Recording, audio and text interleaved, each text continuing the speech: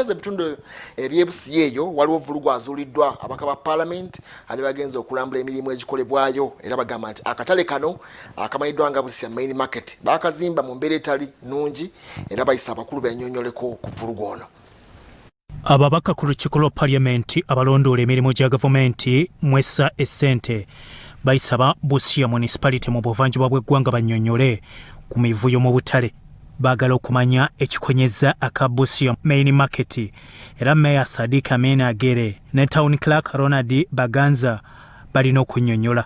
Omubaka Ojara Martin Mapenduzi owa Badege Laibi Division mu Gulu City era ssentebe w'akakiiko alaze ebizibu bye bazudde omuli Kazambi atatambula emidaala emikalu ate nga waliwo abaagisaba ne batagibawa n'amasannyalaze agavaavaako. Mapenduzi agamba alipota ya Town Clerk Baganza tekwatagana na bye bazudde nga wasinga yataddemu obulimba. You know, there is no joke about this. When you are charged with the responsibility of providing leadership, you have to do it. And if you are not doing it, you have to be called to order. We have to be accountable. You cannot have such an investment and you don't do the right thing. Yeah.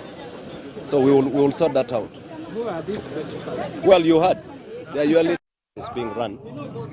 And so we want to have a much deeper discussion on how we can rectify, we can deal with the gaps.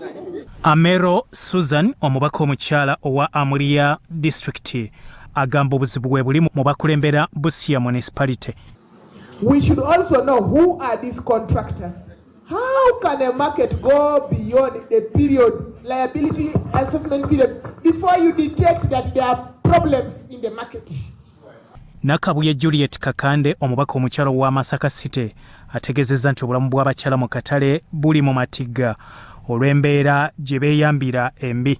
Kubanga osanga toilets zikozesebwa, amasannyalaze tewali, amazzi tewali, mu mbeera efaanana bwe tebyo byonna bitukutteko. Mugole Mawuko Steven omubaka owa Kabweri Kawunte mu Kibuku District agamba okwemulugunya kungi kwe bazze bafuna. The matter is so grave that it shall need change of even some leadership within here. Either technical, political, no, you can't change unless you come for an election. But some of the technical may have to change. Maloba Dominic Sentebe wa Municipal Development Forum asabye abakulembeze okwewala enjawukana. Abantu banaagula ebintu tusuubira nti abasuubuzi bagenda kutuwa emisolo gisobole okwongera okulongosa akatale.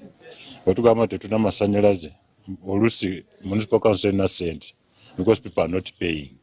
Abakolera mu katale balumiriza enjawukana mu bakulembeze aba munisipaali nti ze ziremeseza byonna. Nti bwe bawulira nti abagenyi bali mu kujja abakulembeze abandi tuyambye betuze tukubirira omulanga bate kye bakola bagezaako okulaba nti ekibadde tekikolebwa kikolebwa. Abantu baduse bagenze bagala rwenti gumu kitundu omudaala kyokka gumu ekitundu bagukulema kyosalawo duka emisinde. Customer waida munu bamugema mulaka emitwalo 4. Byasande Charles, Sorot TV, Omunya.